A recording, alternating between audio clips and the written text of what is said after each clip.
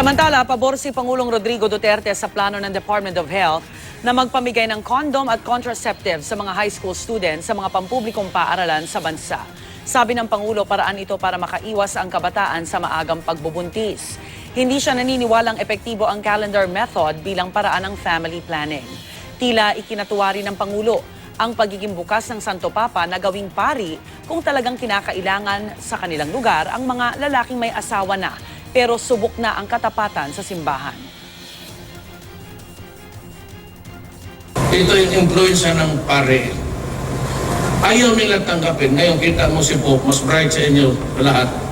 Sabi niya, pwede na open ako sa pare na. Bakit yan? Kasi alam niya, lalaki si Pope eh. Ang problema lang kay Pope, baka pagka nagpakasal kayo, bakit kayo lang? Ako pala.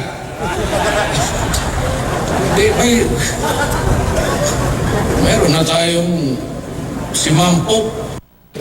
Inalmahan naman ng CBCP ang plano ng DOH. Lalo lang din daw nitong itutulak ang mga kabataan para subukan ang premarital sex na taliwas sa turo ng simbahan.